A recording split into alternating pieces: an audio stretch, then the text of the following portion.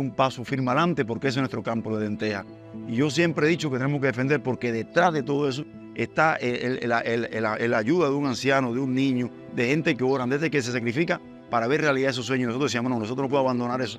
Y es lo que hice, me reuní con la iglesia, conversé con la iglesia y concienticé a la iglesia de la realidad y el contexto que estábamos viviendo.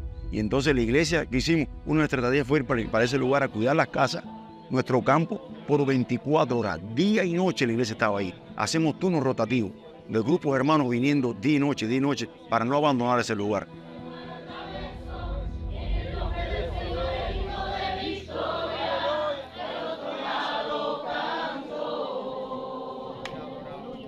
Toda la iglesia se puso a la expectativa, ¿qué va a pasar? También decían, no te preocupes, vamos a estar orando y todo clamando para que el plan fuera perfecto. Yo podía ver cómo yo un momento vi a River orando, vi al pastor Dante pidiendo oración. Y yo cuando más débil yo me sentía, yo ponía el video aquí y veía, sentía cómo Dios me respaldaba, cómo Dios me ayudaba, cómo Dios nos daba fuerza. Y tanto avanzamos así que llegamos al final y por eso todos juntos hemos levantado bandera de victoria. Por eso la Biblia dice, la oración del justo tiene poder. Y yo creo que ese fue el plan del Señor, que pudiéramos terminar esto. Y el que comenzó la obra, la terminó.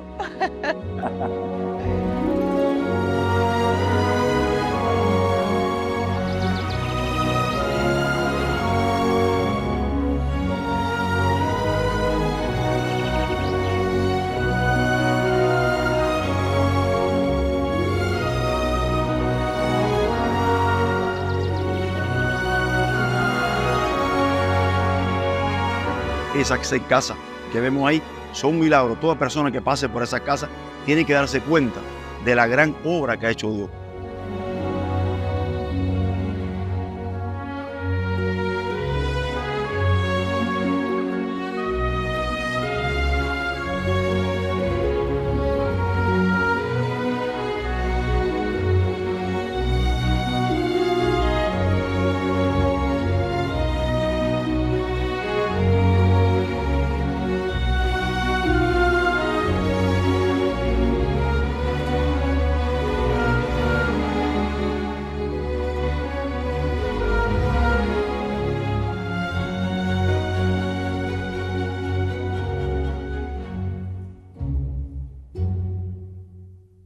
Cuando esto se empezó a hacer en el pueblo, eso impactó al pueblo grandemente, porque eso nunca se ha hecho, no en el pueblo, en Cuba nunca se ha hecho. Estamos atónitos por todo lo que está sucediendo porque es algo nuevo. Es un regalo maravilloso de parte del Señor y algo súper impresionante para las personas que lo van a recibir. Esto es un momento histórico para este pueblo. De verdad, gracias pues. Si yo estoy así, ¿cómo estarán ellos? Estas 6 casas va a romper barreras aquí, creo. Ha sido una bendición estas 6 casitas que se le van a dar a los ancianos necesitados. Regalar esas casas a esos ancianos, esas personas que nunca en su vida imaginaron con su salario tener unas casas nuevas, eso solamente lo hace el amor de Dios.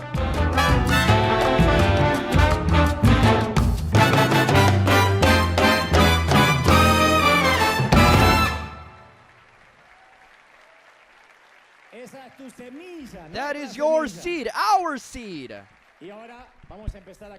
And now we're going to begin to get to know the stories of these elderly couples.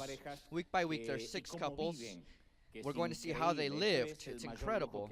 This is the greatest luxury that we could have done with the materials that we had in Cuba. But the way they used to live, because now they've received the homes. We're watching all this with a delay, it's deferred. But the way they used to live in inhumane conditions, it's not that they were poor. They didn't have running water, they didn't have anywhere to cook, anywhere to go to the restroom. And at an age where there is no more hope that you'll be able to buy a home one day, that they might be able to buy furniture. So this speaks to the fact that when there is a joy to give, when we give with our hearts, the Lord says that as we've done it for His little ones, let us not forget that we did it for the Lord. And when that reward arrives, we will know that we've been a blessing. Beloved people, here and at home, are we ready? Very well.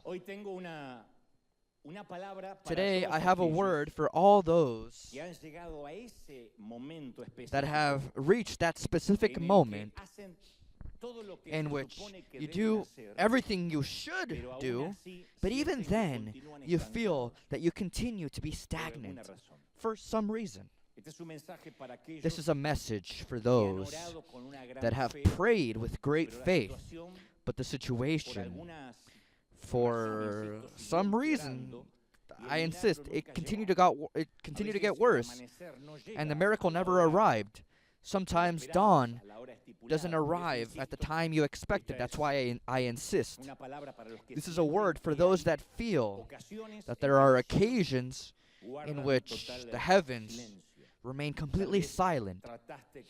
Maybe you tried to make your marriage work, but even then, your spouse turned their back on you and they abandoned you. Maybe you prayed so that God could eradicate the cancer in your child. However, the doctors weren't able to remove the entire tumor. Maybe it's possible that, I don't know, maybe you took a leap of faith, beginning a new business, a new company, believing that God had called you to do so. But not long after, the business failed, and you were left in more debt than before, and you ask yourself, did God speak to me, or did I just think I heard God's voice? Why am I failing? Why am I stagnant? Not too long ago, a friend asked me, if God wants to bless us all, then why, sometimes, do some of us go into that stage where it seems like everything stops? Whether or not we're righteous or faithful, there's a season where it seems like everything stops. Not too long ago, a woman also wrote to me and said, I live from crisis to crisis. She wrote on social media. She said, when it seems like I'm going to get better from my mother's death, I receive an economic hardship. When it seems like I overcome that hardship, I realize that my son is addicted to drugs. And when I try and deal with my son, I realize that my husband is cheating on me. So she literally said that it seems like the universe conspired against her to make her life impossible. She said, I lost my capacity to fight. I don't have any energy. And I could see that this woman was under fire. She was under attack, as it happens to us sometimes. And I understand that each case is unique. Each person's life is singular. But I would run the risk of saying that the majority of cases of people that live under continuous attacks, they don't even have a week of rest. People that say, I've been under attack for years and years. I've been under fire for years. No matter what aspect of life. My humble opinion is to think that many of them, if not all those that are under attack, have moved from the center of God's will in their lives. Now, I'm not implying that God monitors our lives as if we were robots. I'm not saying He dictates our lives, telling us who to marry, what to wear, what to buy at the market, what job to take. What I'm referring to is when we make a wrong decision, when we make a bad decision, and we move away from our divine assignment, that can distance us or distance God's favor from us. When many athletes are at the peak of their careers, some of them signed the wrong contract, and that changed their direction. That made people forget about them in the worst cases, or in the best cases. In the worst cases, they couldn't play anymore. Leaders that signed the wrong decree, and it cost them their political careers. Actors that played a terrible role and one bad movie made the world forget about them. Boxers that went into the ring when really they should have decided against it and retired. Pastors, preachers that began huge projects that wasn't born in the heart of the Lord, and they end up sick, in debt, with the church divided. What I'm trying to say is that if you want to experiment what it means to live under God's favor, we can't ignore certain decisions that are fundamental. With this introduction, I want to tell you something more. And I'm going to speak again about people that may feel stagnant.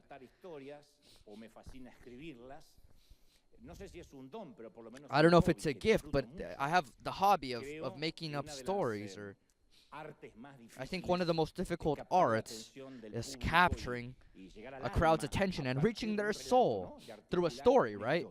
Through articulating a story. But a beloved friend that I once presented to you, who has been here as well, I sent a greeting to him in the distance. He knows my weakness over stories. He provides me with many stories. And many years ago, his name is Italo Frigoli. Many years ago, he called me and said, he has like a radio host's voice. It's as if God were speaking to Moses at the burning bush. He said, Dante, I have a story that with your style you could really squeeze some good juice out of. He said, I have a story. And when he speaks, you're almost say, yes, Lord, speak. There are voices that are deep and almost biblical. He said, I have a story that I'm sure you'll be able to squeeze the right juice out of. Especially when I began to preach about 30 years ago, he would send me cassettes. For those that can remember what a cassette tape is, as I always say, it's about time for you to have your annual colonoscopy. And on that cassette, or whatever he gave me, it was almost like a silver bullet, you could say, that from there on out I could articulate a message or a sermon. And I remember he called this story that I'm about to share with you in just a few seconds, he called the story the Goldsteins. But I imagined a more simple Jewish last name to memorize, and I rebaptized this story as The Curious Case of the Cohens. And from here on out, from this exact moment, in an arbitrary way, an intentional way, I'm going to take the license of exiting the biblical exegesis, leaving the literal translation of the Bible, and I want you to accompany me to get to know this very particular family. It's a chronicle in which the entire historical context that surrounds this family, this very singular family, tells us that it's very possible that this might have happened. And what's true is that every time I have to share this story, it literally chills my blood. It's one of those sermons that I call classic because about 16 years ago, I preached it at the Crystal Cathedral. With a few changes, of course. The gentleman in our story wears a classic Orthodox beard, a hat that he inherited from his father. His name is Felipe. His wife's name is Rebecca. They have 4 children, as you can see. Salome, who's 12. Santiago, who is 10. Abilene, who's 7. And Asiel, who's 3 years old. The Cohens are a typical Jewish family. Felipe works with livestock. He's a very hardworking man, and he's very fearful of God. During his free time, he tells his children stories of his past as a slave to Pharaoh. Before they existed, Rebecca met her husband in Egypt. They say that she fell in love. She fell madly in love, and they had these 4 children in the desert. To be honest, the Cohens never would have been on the big stage had they not been one of the many families that lived the Exodus through the desert. And now they're being led to the promised land through the desert, led by the old patriarch Moses. To be more precise, we find the Cohens following Moses through the desert for 14 years, 3 months, and 4 days. 14 years, 3 months, and 4 days is how long they've been following Moses through the desert. A cloud guides them during the day, just as Scripture says, and a column of fire protects them during the night. And the philosophy of the Exodus is simple. If the cloud remains in the same place, then the whole camp remains below. If the cloud begins to move, then everybody picks up their things and follows the cloud. And in few words, these families are nomads until further notice. And the Cohens aren't surprised by this. They've already incorporated this into their habitual routine. In fact, these children were born during the pilgrimage. They don't know anything else That is not the white sand of the desert, of the wilderness. The only thing that alters their weekly routine is when the sentinels announce that the cloud has begun to move, because I insist, when the cloud remains, they stay. When the cloud moves, they have to follow the cloud wherever it goes. When God moves the cloud, he's saying that they should retake their exodus. It was their GPS, the first GPS in all of history. Turn left. Wrong turn. Recalculating. It was the GPS of the time. Some theologians have debated the reasons as to why during those 40 years, why God kept them walking. The trivia is that they could have arrived in few months, but due to their disobedience, due to Israel's disobedience, God kept them wandering for 4 decades. But the question is, did God not want to give them the promised land? Yet some historians say, why didn't he just let them stay in a fixed place? But some concluded that it had to do with a matter of health and hygiene. It's not that God just wanted them to be in good physical shape, but it was a matter of hygiene. In the wilderness, there was no sewage system, so all of their residual liquids, they wouldn't go to any purification plant. There was no sanitary system in the wilderness. That's why, amongst other reasons, the cloud had to move, especially when I insist 5 million people, without counting the animals, made their deposits in the ground and buried it with sand. That's why Isaiah says that the wilderness flourished. But I say this is also a principle. The Old Testament is full of principles. This is a vital principle for any congregation. When a group of people, when a congregation doesn't move and doesn't advance toward any vision, a nauseous stench is always produced of defamation, of gossip.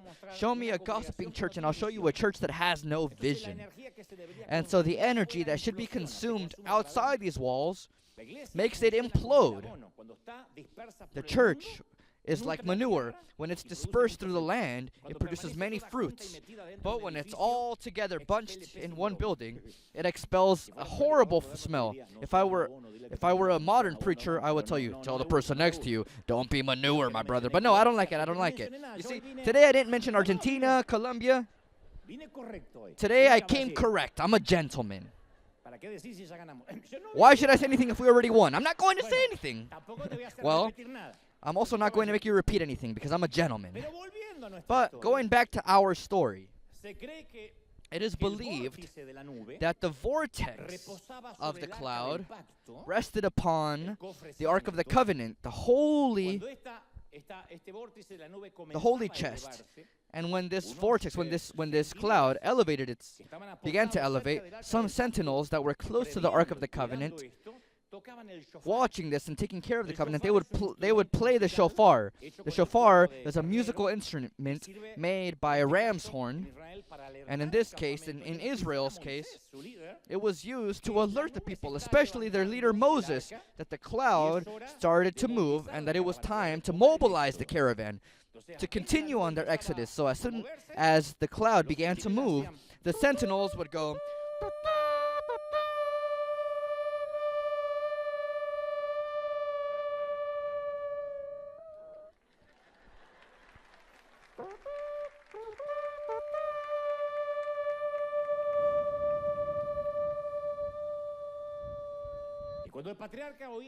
and when the patriarch heard this sound, when Moses heard the sound of the shofar, he began to corral the people with the Jewish song. He began to lecture them with this Jewish song.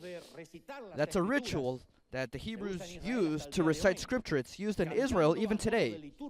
Singing their liturgy. It's a way to memorize the Bible. It's not something we do here in the West. But the Hebrews read scripture, read the verses, the Torah, by singing it to be able to memorize it. And Numbers 10:35 tells us what that song was like. When the shofar sounded, The Bible says that Moses, when the Ark of the Covenant began to move, Moses would say, "Arise, O Lord, and let your enemies be scattered."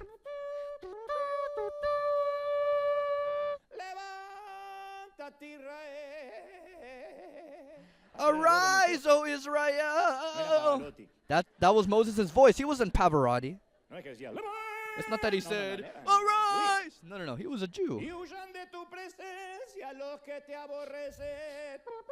Let them flee before you.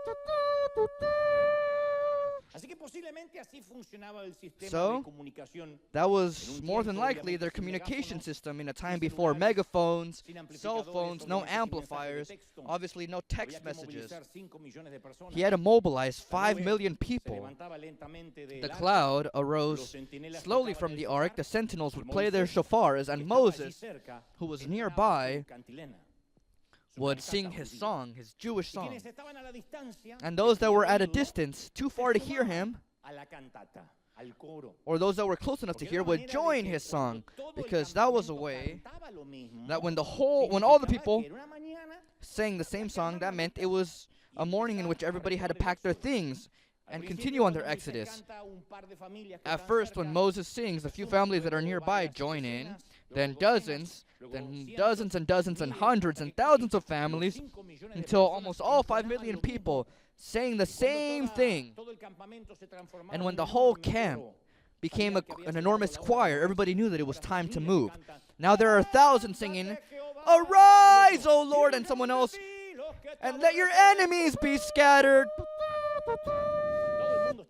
The whole world is singing, and it's a morning of singing, which means it's time to walk. In other words, it's also a way to say, we're leaving here on our way to the promised land. We couldn't stand the stench. Somebody adds. Somebody that likes to add in new lyrics. Well, that's what the Cohen's life is all about. Camp, unpack their luggage, pack their luggage, settle down, until further notice. I insist, they've done it for 14 years, but something serious is about to happen in this family's life, something that legend tells us will mark them forever. A surprising, unexpected turn in the story, as it always happens in any good series or anything that is deemed as such. It's believed that it all began with a private conversation in their matrimonial bed on a certain night at about 11:15 p.m. Rebecca is the one that dares tell her husband in bed, "Look, Feli, I'm tired of going in circles. I'm tired of never getting anywhere." And she said that phrase out of nowhere, and that paralyzes Felipe. But he assumes that it's just a hormonal imbalance, a mood swing, maybe a premature menopause. But she insists and says, no, really, I'm no longer willing to be a nomad. And now Felipe realizes that she's serious. This woman is upset, frustrated, upset. The man tries to calm her feelings, and he says, "Look, my love, you know that we're going towards the land that the Lord has promised us. I don't think there's too much road left. We're almost there." And then she asks, "Well, can I know what your concept is of there not being much road left? What, another 14 years? And I'm trying to raise my children in this wilderness, eating manna daily? I don't know how else to prepare it. Fried manna, boiled manna, manna in pupusa. I want a different future for my children. I want a stable home. Is that wrong? That a mother wants a stable home to be able to sign them up at a school that's close by? A home where my friends can come and find me. I don't want to be a hippie living in a home on wheels for the rest of my life. That's a logical exhaustion.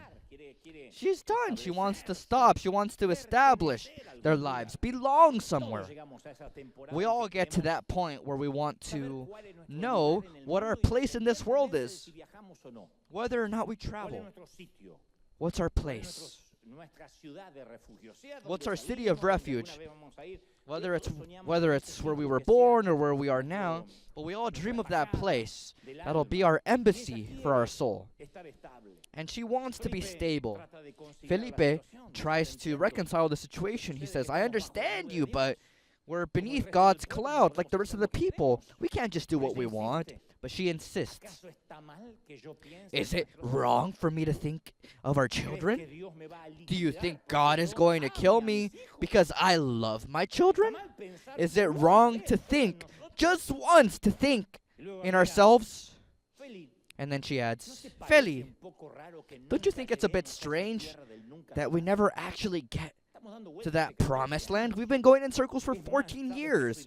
What's more, you know I'm very detail-oriented. Yeah, you fell in love with me. But I'm realizing that we're just going in circles. I've seen the same stone more than 15 times. I know we've camped here before. I know it. And he says, what are you trying to say, old woman?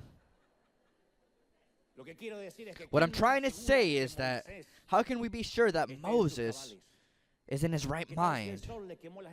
What if the sun burnt his neurons? It's fine. He was a man with good intentions, but the sun might have harmed him, and now we're at the mercy of an idealistic madman. What if the whole world is following a dictator? Felipe has been married for many years, and it's been a long time since he's decided to be happy rather than being right. Rebecca no longer wants to advance with the caravan. She wants to stay right here, and there's nothing more to debate. And finally, before they blow out the candle, she gives her verdict and her sentence. She says, Felipe, what I'm trying to say is that when the cloud moves again, you can go on your own. You're an adult. But me and the children will stay here. 2 days go by after that conversation, 48 hours. Felipe hopes that Rebecca was just having a bad night, a bad evening. But after 48 hours of having that conversation, one morning,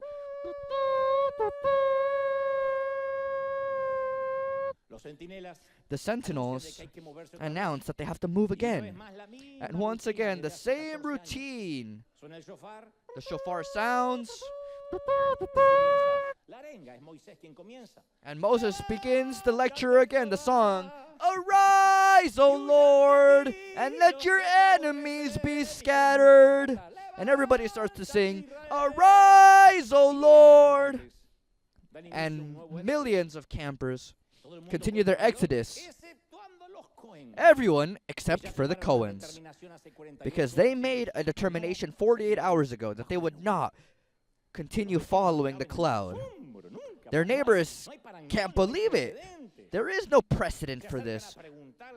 They go and ask why they have this strange attitude. In so many years, nobody had decided to stay back, much less when Moses begins to sing, much less when everyone's going towards the same destination, and Mr. Cohen, a bit ashamed, tries to explain what's going on without blaming Rebecca directly. He says, no, we're a bit tired, and no, I don't share the majority of the people's vision. Some people want more details as to why they've made this strange decision, which is very singular. And so Felipe uses that famous phrase that in these cases does not admit or allow any debate. It doesn't require any common sense. He says, well, in reality, God spoke to me and told us to stay here. It's the most used phrase when somebody wants to disguise a whim, a tantrum, or a poor decision. God told me to stop congregating. God spoke to me and said to not tithe, to just give to the poor when I want. God told me to kill my mother-in-law. Well, that last part could be God's divine voice, but not the rest. And then, during the course of that day, a few closer friends visit Felipe and Rebecca because they want to know the actual reasons behind it all. They're the people that make up the most inner circle. Felipe can't give them an ambiguous response. He says, well, between us, don't tell anyone else, but we don't really agree with Moses' leadership. It's a definitive decision. We love him, we support him. That's what everyone says when they're going to speak against someone. Oh, I love him so much. I love him, but he's going to hell. An old friend of the Cohens said, you know what? You're right, Cohen. You're right, Felipe. I still can't do it because I have to talk to my family first. But I'm also considering that one of these days I'm also going to stay behind. Maybe not here, but maybe further ahead, because I've also found out certain things about Moses that I don't agree with. But it's just so that you can pray for him. I've always known this, and I want to give this to you as a tip. You learn it through life, or maybe with divine wisdom. It's something that you learn, that when people look for you to share some gossip, it's not because they consider you to be someone trustworthy. It's because they consider you to be the least spiritual person in the entire church. Really. If somebody comes to share gossip with you, and they say, I can share it with you because I trust you, they're considering you a fleshly person. Don't ever think that they're sharing gossip with you because you spew out trust and holiness. No! If somebody seeks you out to speak against the pastor or a brother or sister, it's because they know that you like it and that you can connect with that type of poison. People that have that same habit, they attract each other. Throughout the course of my life, I've gotten to know very, very spiritual people. Truly spiritual, not spiritualoids that speak with a deep voice and put on a facade. No, I'm talking about people that truly love the Lord and radiate that. One of these men was Juan Carlos Ortiz, the founder of this church. And in Ortiz's case, there was something within him that I couldn't explain. But I could never dare share any gossip with him about anyone. He never said, don't speak to me about these things, but he projected a respect. First of all, I never heard him speak against anyone. He used to say, oh, poor person, you have to understand them. Not even the devil wants them, so who's going to love them? So, since he didn't speak about anyone, maybe that's what it was, but he was always the last person that I would share something about someone with. I never heard him repeat any defamation. He was the last person that I would ever tell anything to, because he radiated something. I don't necessarily want to say holiness, even though etymologically speaking that's what it was, but he radiated a respect that I couldn't. And I had breakfast, lunch, and dinner with him many times. So if you're the first person that somebody looks for to spread gossip, don't feel proud about it. They see you as a fleshly person that they can deposit their trash in without you moving a hair. They know they can tell you anything and you'll say, oh, no way.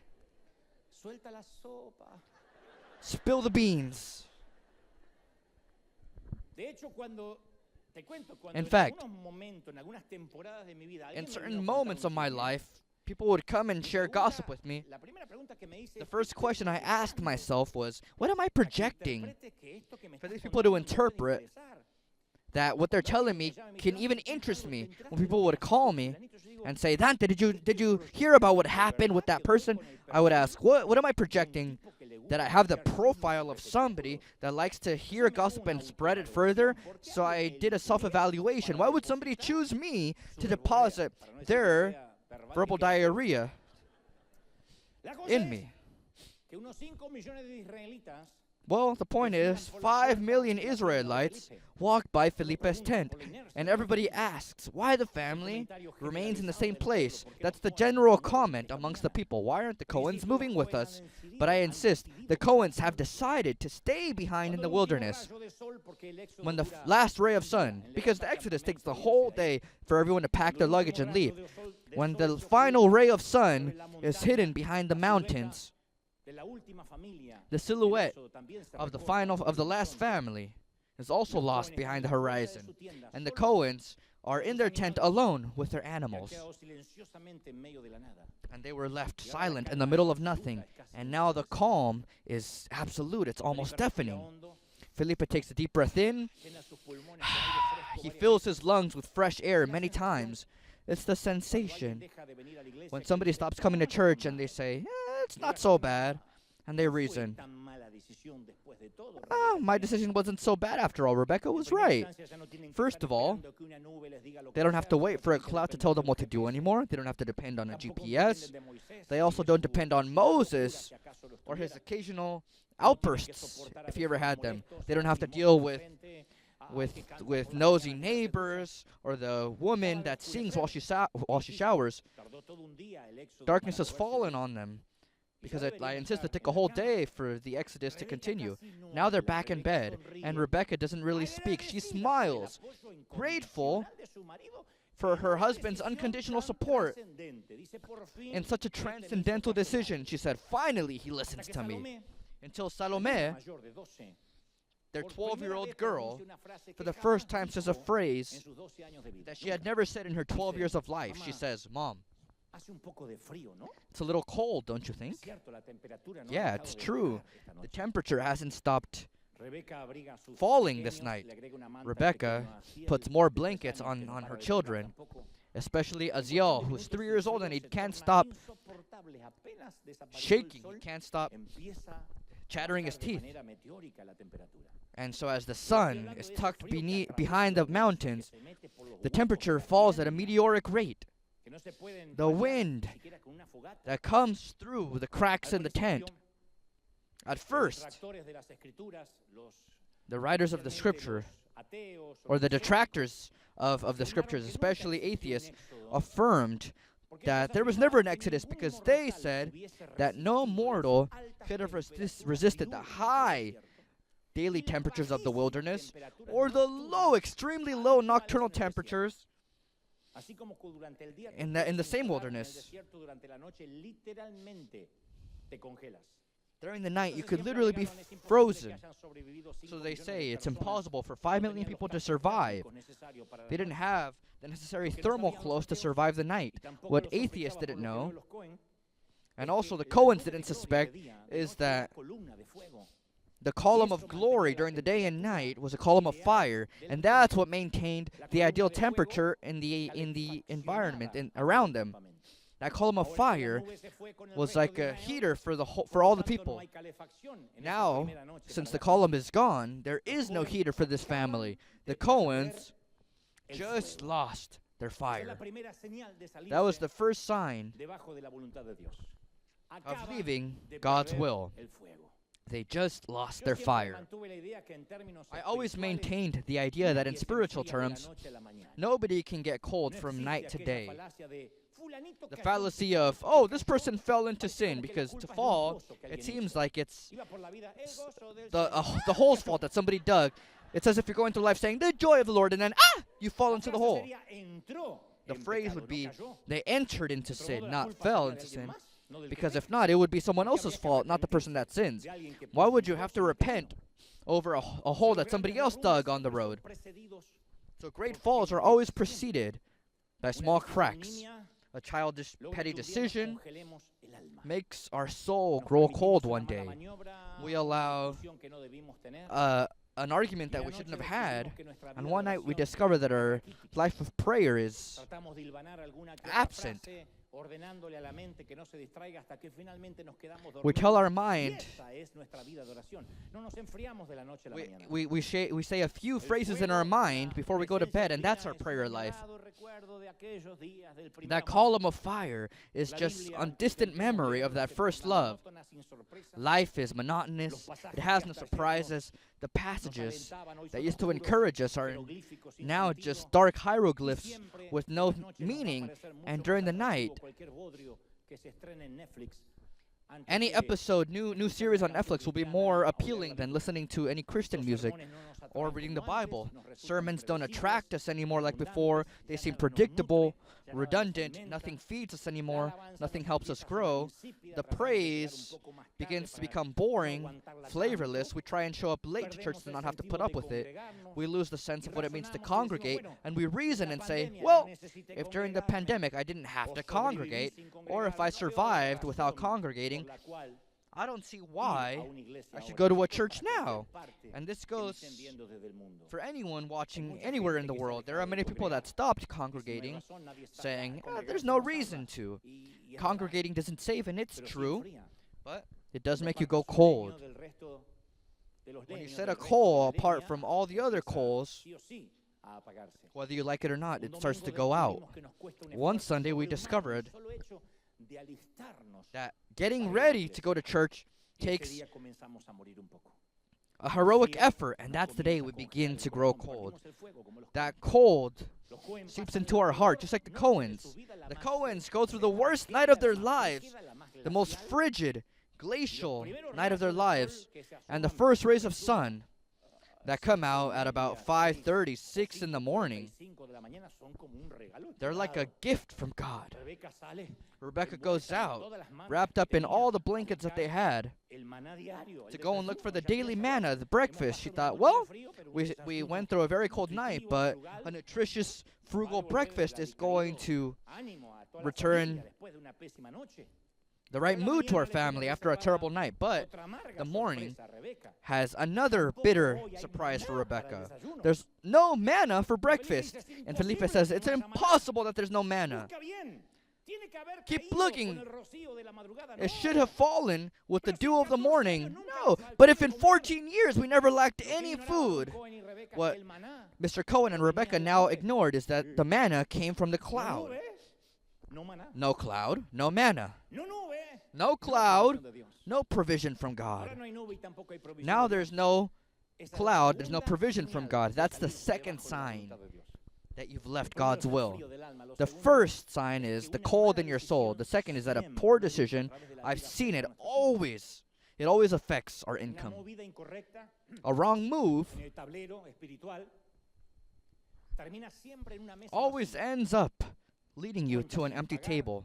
Accounts that can't get paid, salaries that aren't enough. I've never seen anyone moving in rebellion to be prosperous. The darkness of unemployment, creditors that don't forgive us, debts that corral us, credit cards with interests that overwhelm us.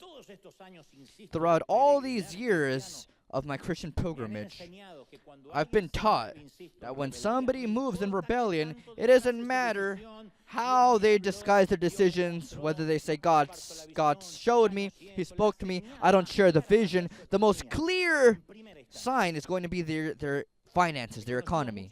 I've gotten to know many people that got to God asking for provision, and as soon as they were blessed, they forgot about Him. They sang, I surrender to Him. But when the moment finally came, they didn't surrender anything, not even 10% of their salary. The attitude looked more like, Lord, I surrender to you, but now that I'm doing well, stay far from my money. Stay far away from my business. First is my job, my work. I have to think about my family. And it's always a financial collapse. When these decisions are made, always, the enemy will pass on the invoice. There's no mystery. Sometimes you ask, why am I stagnant? Well, maybe you work all day, but you don't have God's favor. And without God's favor, you can work, put in all your effort, and one day they'll steal it all from us. Without God's favor, one day, what is not insured can burn down. Our employees quit, we lose clients, and you ask, like I said at the beginning, why am I stagnant? Well, what I'm trying to do now is that together, we excavate together. We look to see if we've maybe made a wrong decision. no cloud, no provision from God. But legend says that Felipe had Hispanic blood, and a Hispanic person is used to surviving with very little. So Felipe says, all right, it's fine. No problem. Let's not make drama out of this, Rebecca. Maybe God wants us to fast. That's why today we have no manna, because God is asking us to fast. Poor Felipe, he thinks that God is dealing with him. And so then he says, what all those that disobey say at one point or another. They say what they would like for God to say, but God really isn't saying it. Incredibly, he calls this a treatment from God. But in reality, God has nothing to do with it. This is a situation that he generated. When you're doing not so well, we say, oh, God is testing me. God is challenging me. Well, sometimes yes, but the majority of times, God has nothing to do with it, not even the devil. People say, the devil's attacking me, and the devil says, what are you getting me involved for? You decided to stay behind. God is dealing with me. Well, what do I have to do with it? I put you under the cloud. If the crisis comes, it sounds better if we disguise it with reverence, but sometimes you have to have what you have to have and call it by name. Disobedience, and disobedience produces consequences.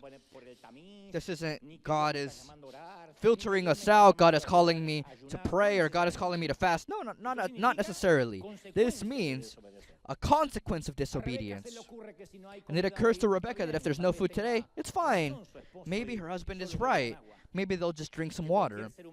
Because any human being can survive a good amount of time without eating, but very little time without drinking water.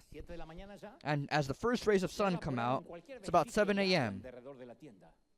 Any trace of water has evaporated outside of the tent. There are no miraculous rocks that pour out water. Moses isn't around. The neighbors that used to store a bit of water in a canteen are long gone. This is the third sign of leaving from beneath the cloud. They say that if we stop drinking liquids, our coherent thoughts begin to disappear. I know many women are saying, well, then I think my husband needs to drink some water. Your skin dries out, your vital organs retract. Our eyes need moisture to be able to cry, to be able to lubricate themselves. Our mouth needs liquid to be able to swallow. Our glands need sweat to keep the body fresh. Our cells demand blood to be transported. And our joints need fluid to lubricate. But when there's no water, you have a dry mouth, a heavy tongue, a headache, weak knees. And the same happens with our souls. The hearts that are set apart from God's will end up dehydrated, irritated with insomnia, loneliness, bitterness, irritability, insecurity, anxiety. These are the symptoms of dryness in the depths of our being. Of course, when there's no cloud, there's no water. We might find a watering hole that's unclean, and then, yes, maybe, after all, we'll drink from contaminated sewage systems with pathogens. That's when people say, I don't feel good, I feel anxious, I'm going to drink another glass of wine, I'm going to smoke something, I'm going to have more sex, whatever it is. This is a bad day for the Cohens. But even then, they haven't lost hope. They consider that anyone can have a bad day, but that maybe tomorrow everything will be different. Though there's nothing to eat for dinner, the marriage that didn't have breakfast, didn't have lunch or dinner, they sit around the table and they hold hands symbolically, and they'll have a brief family devotional. God couldn't have forgotten about us, Rebecca says. We served him for 14 years. What Rebecca ignores is that God doesn't measure by averages. He doesn't say, oh, well, now you're outside of my will, you're in a disaster, but I should understand that it's just the first time. Well, now you're unloyal, but your years of loyalty allow you this time. Well, he didn't prepare to preach or minister this time, but I'm going to bless him due to his old days. No! No! God doesn't bless by averages. One poor decision can ruin an entire life of good decisions. Mr. Cohen tries to begin a prayer at the head of the family table. But Rebecca interrupts him because she realizes that the girl in the middle, Abilene, is redder than usual. Her skin literally looks burnt and charred. She touches her forehead and discovers with horror that her daughter has a high fever, also Tiago and Asiel. They're all complaining that their head hurts. Rebecca lifts their shirts and looks at their back and realizes that their backs are completely full of sores, and she says, this cannot be happening. She interrupts a prayer that Felipe couldn't even begin. She says, Felipe, in 14 years the sun never harmed our children. But what she didn't realize is that the solar filter for her children was the cloud. That's the fourth sign that you've moved from God's will. If there is no cloud, there will be no protection for our children. There is no solar filter. I'm aware that there are many adults here that were brought up in homes that didn't have God as the center, and that your first years you didn't develop in a Christian household, and sometimes your memories of your childhood cause you pain. They cursed you, they ignored you, they demeaned you, they discriminated you, and you thought that the treatment they were giving you was a normal treatment until you grew up and realized that that wasn't the case, that the treatment that they gave you in your childhood was not normal. You dealt with abuse, psychological, intimate, sexual. And so I speak to all the adults that are conflicted with certain family secrets. I speak to the husbands that during the night sleep with a wife that is broken, even though now she's an adult. She's like a withered sapling. People that hide secrets that makeup can't hide. Nowadays, the church has to realize that the problems in adults are rooted in their experiences of their childhood. God makes things new, yes, but within us lives the child that we once were. Some of us are children that have survived. In others, that child is dead. But we were all children once. These adult dysfunctions were all influenced by the presence or absence of those that fathered us. A father, a mother, an orphanage, grandparents. And under no motivation can we condemn ourselves or be condemned to repeat history with our own children. We will not be forgiven by God if we do that. Those of us that lived sad childhoods, we had atheist parents, ignorant parents, academically speaking, atheists. We don't have the option of not giving protection to our children. A child is the only eternal thing that we can ever have in our arms, because it's a soul that will eternally live somewhere. That's why each decision that we make, we have to know that we're fighting for the soul of a child. Whatever mother or father that ignores that there is a battle today for their family will be a witness of how hell invades their home. There's a battle from schools, from what is produced on streaming. There's a battle for our children. And it's not enough to just be worried and pray. You have to create a secure place while they live beneath our roofs. And we have to lift up walls of protection. This doesn't mean that you become an FBI mom. Our responsibility is not to follow them around, track them to see where they are, or start to tell them things once they're adults. No. Our assignment is to surround them with a Christian environment. It's proven that the environment has more influence than genes. Your environment is more important than your genes. Did you know? If a child is born in a home where there is a piano, a guitar, their parents play music, everyone listens to music, then most likely they'll become a musician. That is called the power of your environment. And sometimes parents come up to me and say, please, I want you to bless my child. And my answer is always the same. Nobody can go above and beyond the blessing from a parent. There's a coverage that only us parents can give. No pastor can give it, no apostle, no matter how anointed they are. Us parents have a coverage. Netflix and Instagram are not going to raise our children. They're not going to educate them. In any case, they're going to indoctrinate them, but they won't educate them. Your nanny won't teach them values, not their daycare, not in kindergarten. The internet won't form them. Their teachers won't be able to give them what only by spiritual authority we as parents can give. Psalm 127:3 says, children are a gift from the Lord.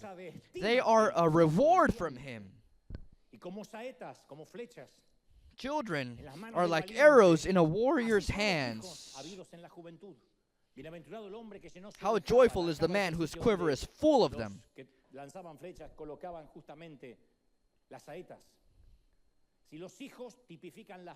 If children are like arrows, then by consequence, the mother and father represent the archer. Whether or not you belong to a functional family or not, if you're divorced or not, separated or not, or if you're a mom or single dad, a mother and a father are the archers. And if we aim that bow, that arrow, towards materialism, then your children will love money above all. Pointing towards materialism doesn't mean you have to have a rich father for you to be materialistic. Those that love money can be poor and miserable like a rat, or a multimillionaire with thousands, if not millions, in the bank. Because you're poor. One is poor because they love money, and the other is rich because they love money. Money isn't the problem. The love of money is the problem. And there are people that don't eat bananas to not throw out the peel. Their children see it. You're going to have a miserable child.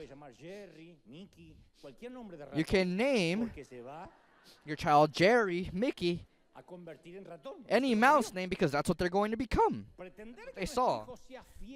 To think that our child will be faithful in the church when we don't even guide them in that direction, it's illogical. If the child never saw that their mother's bow pointed towards being generous and giving, tithing and sowing, then they're not going to be giving. We can never expect our children to be better than us if we were miserable. So our actions shout louder than any of our sermons, any of our teachings. And may God never allow it.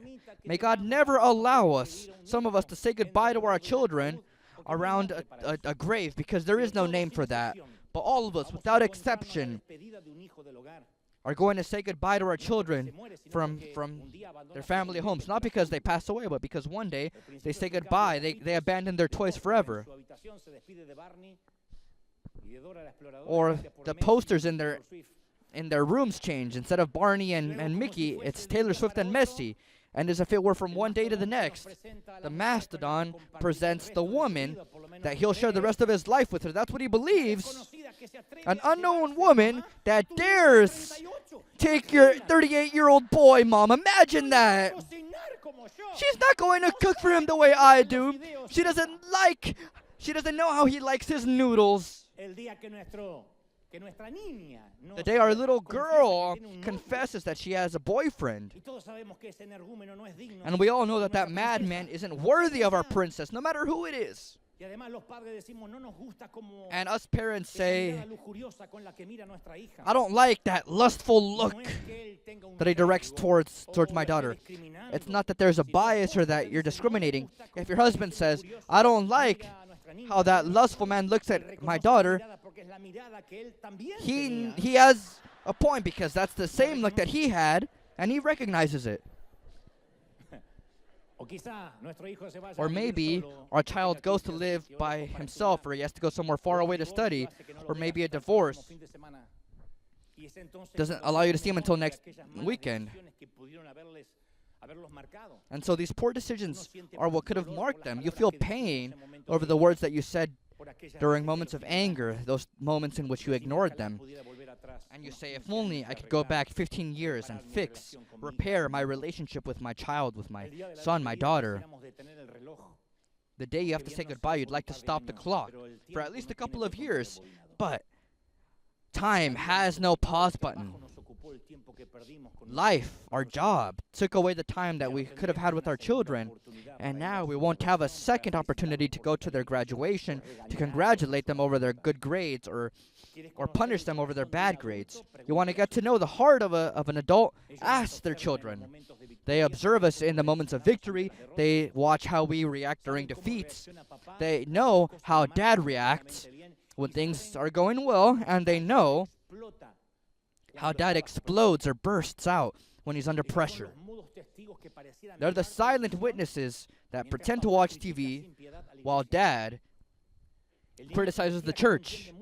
It seems like the child maybe doesn't understand much when the mom gossips against the leaders or against the vision, but they hear it all through the walls. I know it. First of all, because I was a child. I heard everything. Maybe I didn't understand who they were talking about, but I knew that mom and dad dedicated themselves like scavengers to dismember the people of the church.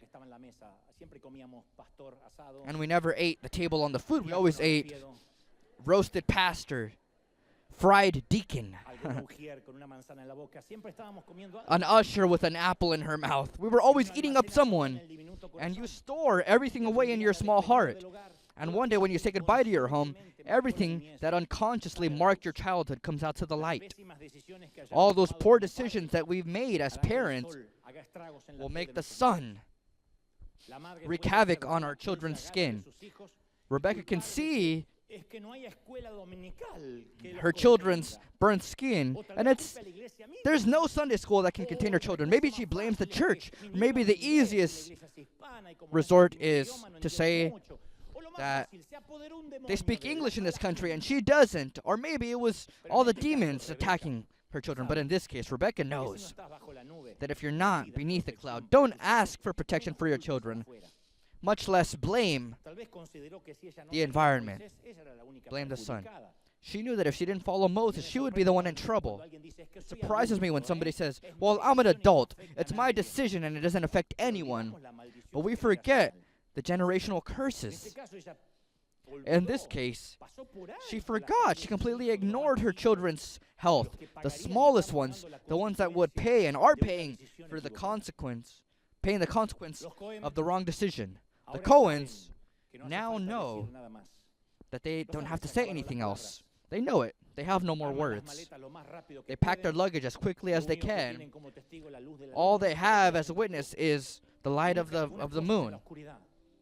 They look for their things in the darkness. There is no time to pack everything up. They quickly decide to join the rest beneath a cloud. Maybe if they run, maybe if they walk all night, they'll be able to catch up on time. Because that's what happens when our children's health, for example, is at risk. You no longer debate or argue over foolish things. You no longer say, oh, I don't share the vision. I don't like how I was treated. Everything becomes irrelevant. When illness knocks on our door, when our health becomes fragile, when our finances break, it's as if all the ducks line up in a row. Your life is reorganized, and the superficial is no longer important. And the important is no longer superficial. That's what happens to Rebecca. Everything that seemed important to her, she said, I don't share this. I want to be in a stable place. I'm tired of being a nomad. Now it seems foolish to her. Because outside of the cloud, it's cold. Another night like that would literally kill her family. There is no provision, no food, no water. And another day of sun will end up killing them. So while they try and pack their luggage quickly, from afar they can hear.